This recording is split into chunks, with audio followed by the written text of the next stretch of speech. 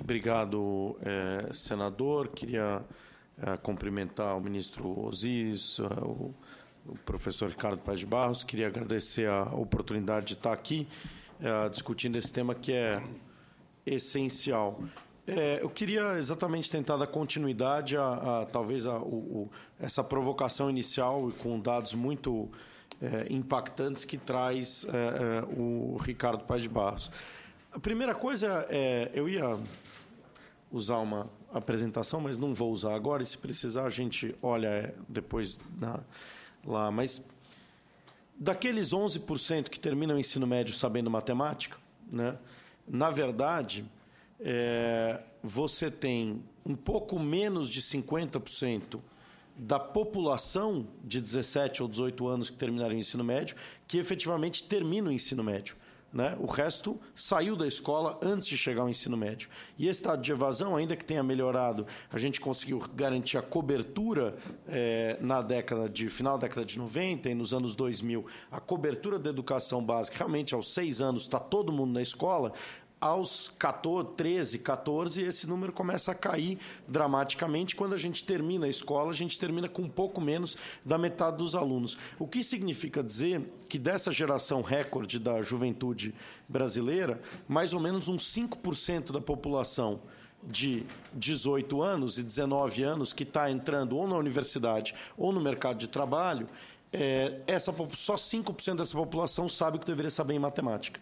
E isso é dramático. Acho que no debate da infraestrutura brasileira. Então, o drama da educação, muitas vezes, é que, ao olhar comparativamente, então, o Brasil realmente cresceu muito na última década, nas últimas 2 décadas, fez um salto muito impactante. Mas isso não é suficiente, porque, infelizmente, o tempo da criança não espera.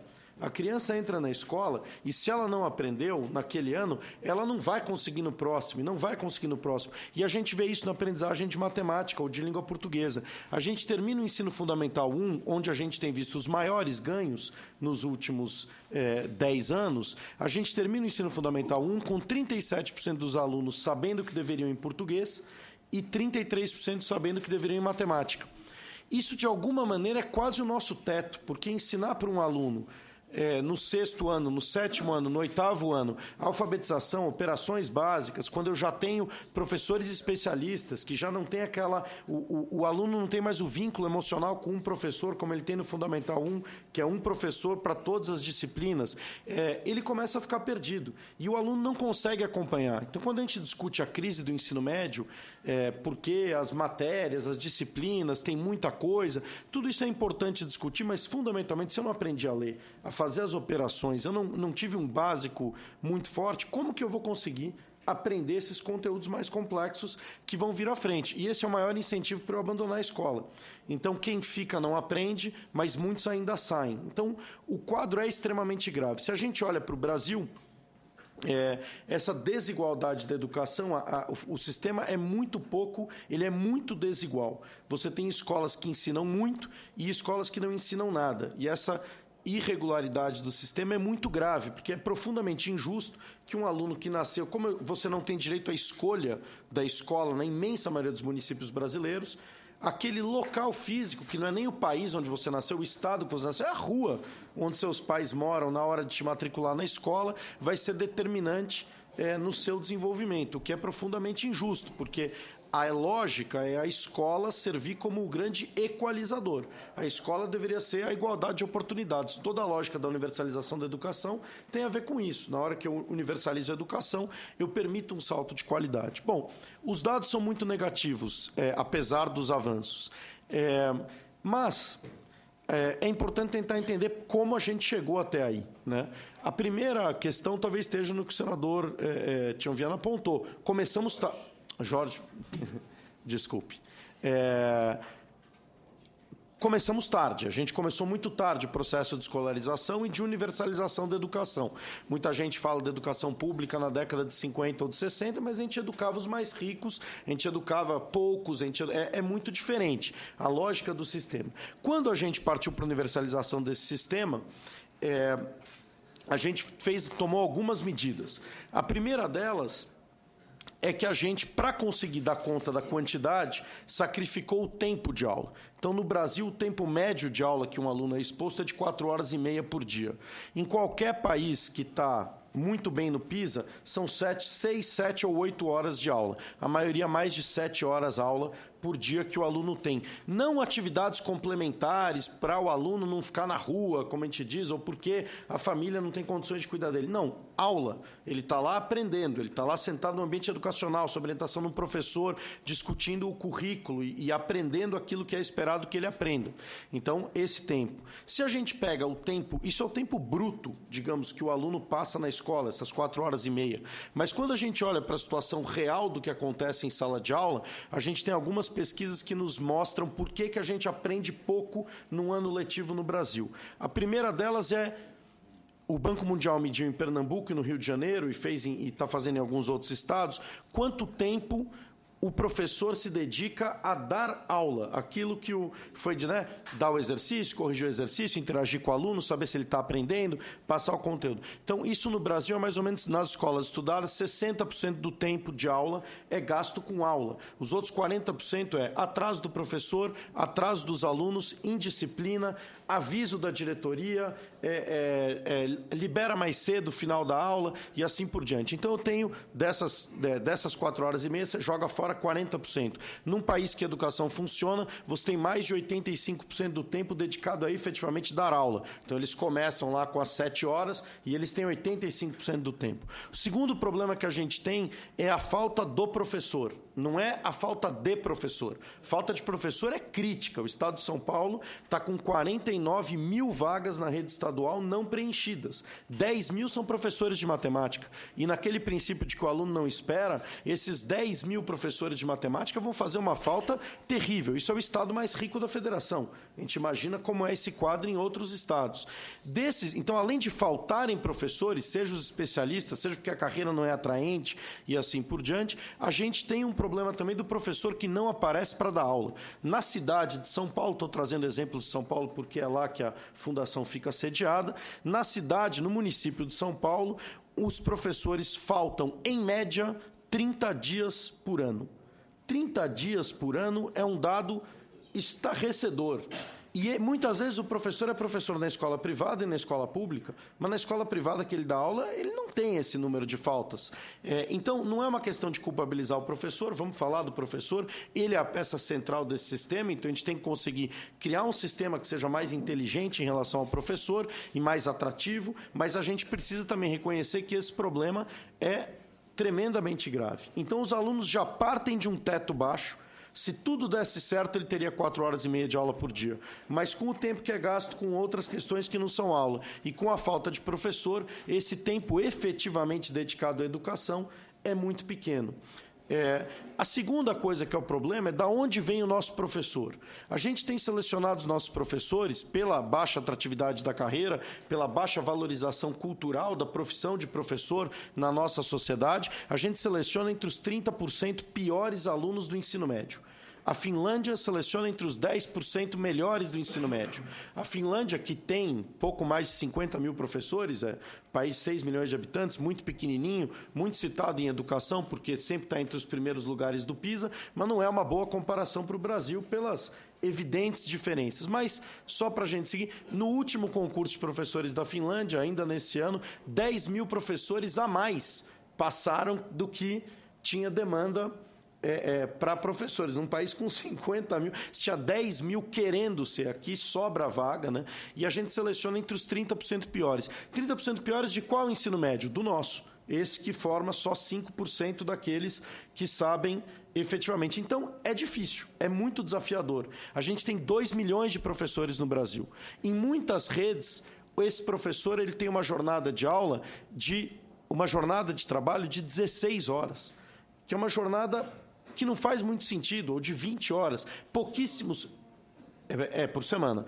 Pouquíssimos professores têm jornada de 40 horas, jornada integral, estão numa escola com aqueles alunos. Quando você tem um sistema de escola integral, obviamente o professor está ligado a uma escola. Ele conhece o aluno, ele conhece a família do aluno, ele cria vínculo. Aqui não. A gente tem uma massa de professores. Tem estados que mais de 50% dos professores estão em jornadas abaixo de 20 horas semanais. Como um terço da jornada é de preparação, o que é importante para ele se preparar, quanto sobra para a sala de aula, para dedicação com o aluno? Então, a gente tem um sistema que a gente demanda muita gente, por isso que a gente precisa de 2 milhões de professores no Brasil. Se fosse 40 horas ligados a uma escola, provavelmente seriam muito menos.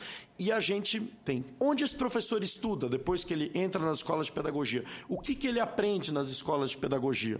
É uma matéria muito grande que, com a ajuda da Fundação Lema, a Folha de São Paulo publicou há cerca de 2 semanas um caderno especial, quem ensina os educadores, né? Quem educa os educadores. E a gente vê, tem uma pesquisa da professora Bernadette Gatti, já há alguns anos, que mostra 69% do tempo do curso de pedagogia é dado com teoria. É só teoria. Os outros 31% que deveriam ser a prática são, muitas vezes, teoria sobre a prática. O que é efetivamente prática é muito pouco. Na Finlândia, para voltar, um professor leva 7 anos para se formar, mas 3 anos é residência pedagógica. Como médico, ele faz residência, porque o essencial do professor não é aprender, é muito importante ter uma boa base teórica, é claro, mas o essencial é aprender a dar aula, é aprender como é que ele interage, como é que ele garante que um grupo de alunos diverso, que está em pontos diferentes da matéria, que vem de contextos diferentes, consigam aprender. E ele consiga interagir, ser inspirador, ser um desses 20% que entrega os 15 pontos por ano de matemática, que tem esse impacto tão grande no nosso PIB. Então, a gente tem esse problema, que é a gente seleciona mal, a gente atrai pouco, a gente não dá a formação correta, a gente faz um concurso que é um concurso teórico, tremendamente teórico. O concurso ele pergunta legislação, basicamente, e teoria, né, questões relacionadas àquilo. Aí ele passou esse concurso, ele virou professor vitalício, e aí apresentam para ele um aluno. Falam, parabéns, o senhor vai ser professor pro resto da vida. Isso aqui é uma sala de aula, porque o estágio é mínimo e pouco regulamentado, não é. Então, é quase assim, não tem como dar certo. Não é que é surpreendente que 5% cheguem ao final do ensino médio sabendo. Seria surpreendente se o resultado fosse diferente, já que o que a gente está colocando de esforço dentro do sistema não está alinhado. Então, para não falar só de más notícias, o Brasil está fazendo uma virada em vários lugares. Vários municípios brasileiros estão conseguindo fazer viradas importantes. Municípios como Foz do Iguaçu, por exemplo, passaram de um IDEB de 4 para um IDEB de 7 em 4 anos. Lembrando que a meta para o Brasil em 2022 é 6. Então, em 4 anos, com equidade na rede, a pior escola em Foz do Iguaçu, 65% dos alunos aprendem o que deveriam aprender. Sobral, no Ceará, que é um caso muito conhecido, tem resultados excepcionais. Foram mais anos, mas resultados excepcionais. Tem escola que 100% dos alunos aprendem o que deveriam, o que é raríssimo pela desigualdade. Num local pobre, difícil. A Fundação Lehman fez um estudo que está disponível, chama Excelência com Equidade. Fomos olhar 215 escolas brasileiras que, lidando com os alunos mais pobres do Brasil, conseguiram ter um resultado acima da média da OCDE. Então, escolas que estão lidando com famílias muito pobres, famílias com dificuldades, com formação educacional muito baixa, etc. Por que eu falo disso? Porque quando a gente ouve os professores, todos esses dados que eu estou colocando estão disponíveis nesse portal que está aberto, chama queedu.org.br, que de qualidade da educação.org.br. Todos os dados estão nesse portal. E eu posso entrar nele, se for o caso, no debate, se houver espaço para isso. Mas se a gente ouve, a Prova Brasil pergunta aos professores qual é a causa do aluno não aprender. A imensa maioria dos professores diz que a causa é a família do aluno, as condições socioeconômicas e o fato daquele aluno não ser capaz de aprender. Então, a gente cria uma profecia autorrealizar. Quer dizer, se eu não acredito que o aluno aprende, tem N pesquisas que mostram quanto é importante eu criar autoestima para o aprendizado, eu criar um ambiente de altas expectativas. Todo mundo pode aprender. E é nisso que a gente acredita. E essas 215 escolas mostram isso. Estão em condições. E o que elas fazem? Elas conseguem ensinar aquilo que é esperado. Elas dão as matérias, os professores se engajam com a comunidade. A diretora é a rainha do processo pedagógico, ou o diretor da escola. O foco é a aprendizagem, não é gestão do sistema, é gestão da aprendizagem do aluno. Então, esse ponto é importante. Mas como Como crescer essas experiências que hoje estão em alguns municípios que chamam nossa atenção, mas ainda não estão na escala que o Brasil precisa. Eu queria oferecer aqui 4 propostas. Quer dizer, a primeira delas é, para a gente sair de um sistema em crise, a gente precisa de alguma coisa que desate o nó. Eu acho que o que deveria desatar o nó da educação brasileira é uma definição clara do que a gente espera que os alunos saibam quando eles saem da escola. Hoje não é claro no Brasil. A gente não tem um currículo no Brasil, a gente não tem uma clareza do que é esperado. A gente tem parâmetros muito genéricos, ou a gente tem o índice do livro didático, que é criado pelas editoras, não é criado pelo... O Estado não está se posicionando em relação ao que ele espera que o aluno aprenda. Como definir o que a gente espera que um aluno aprenda?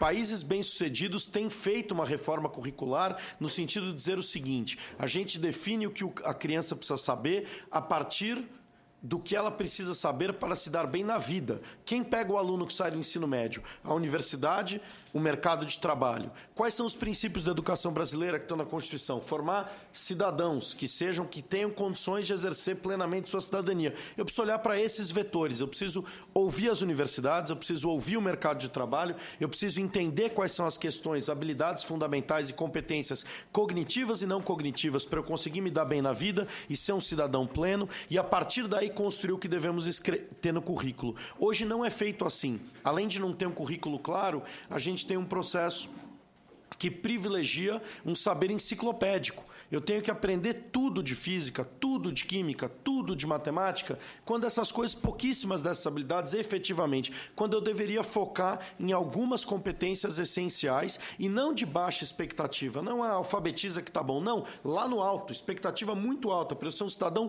pleno, para eu entrar na universidade e poder aprender, para eu entrar no mercado e poder ser produtivo, para eu entrar na vida e poder exercer minha cidadania. Então, a régua é alta, mas tem que ser poucas coisas de alta expectativa. Isso tem que ser claro para todo mundo. Eu acho que esse é o eixo orientador. Não resolve tudo, mas ajuda a organizar. Porque isso ajudaria a faculdade de pedagogia a dizer o que eu tenho que ensinar ao meu professor. E aí entra uma segunda possibilidade, que é uma certificação para os professores, uma prova mínima, que diga para eles com clareza, para todas as universidades de pedagogia, que o governo federal diga, olha, isso é o que a gente espera de um professor e que envolva aquilo que é essencial para ele ser um bom professor, que não é a titulação, que não é o conhecimento teórico só, mas é fundamentalmente a habilidade dele de engajar os seus alunos, dar uma boa aula, conseguir garantir o aprendizado dos seus alunos. Isso tem que estar no centro, porque mudando isso, colocando isso como um certificado, você produz essa mudança no ensino superior com uma velocidade maior do que tentar convencer cada universidade, com todas as condições de autonomia, etc., que são importantes, mas que limitam a ação, para que a gente mude os currículos da pedagogia e a gente consiga colocar no sistema. A terceira coisa que eu acho que é essencial é a gente aproveitar a oportunidade da tecnologia. A tecnologia produziu mudanças fundamentais em quase todos os setores da nossa sociedade, nas comunicações, nos transportes, na medicina, mas quem permitiu que a medicina ou que as comunicações ou que os transportes ficassem tão avançados tecnologicamente? A educação. Foi porque as pessoas foram para a escola e ganharam mais educação que elas conseguiram produzir os aviões de alta qualidade, as coisas médicas da mais alta qualidade. A gente costuma dizer que pegue um médico do século XVIII, coloque ele hoje, né, congela ele no tempo, descongela ele hoje numa sala de operações. Ele vai olhar para essa sala de operações e ele vai falar, meu Deus do céu, onde eu estou? Cadê minha sanguessuga? Né? Cadê, como é que eu vou anestesiar? Né? Como é que eu vou resolver esse problema? Agora, vamos fazer esse raciocínio com um professor.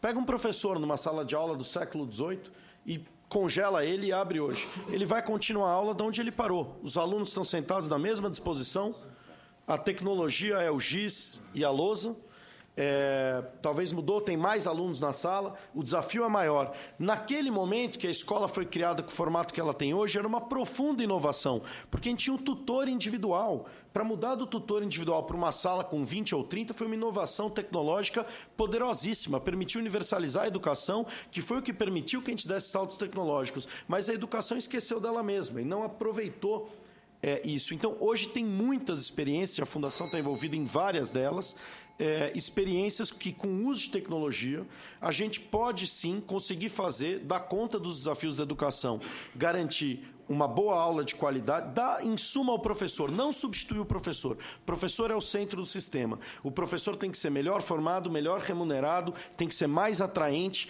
mas dentro de uma lógica de valorizar, saber uma boa aula. E esse professor do século XXI é um professor que tem que saber incorporar as tecnologias dentro da sala de aula. Que tecnologias? Tecnologias que permitam a personalização do ensino, que cada aluno vá na sua velocidade. Nem os melhores professores das melhores escolas do mundo conseguem ensinar 40 crianças, cada uma partindo de um ponto diferente, com um conhecimento diferente inicial quando chega na sala, com um jeito de aprender diferente. Uma gosta de ouvir a palestra, o outro precisa que faça um desenho, o outro precisa que tenha números claramente. Se a gente não trouxer... E hoje a tecnologia, ao contrário do que era a tecnologia 20 anos atrás ou 30 anos atrás, da massificação, o mesmo conteúdo para todo mundo, hoje a tecnologia é o contrário. A gente vê isso no nosso dia a dia. É tudo personalizado. O jeito que você compra livro, o jeito que você faz buscas na internet, o jeito que você organiza quase tudo na sua vida. E na educação também está sendo construído assim.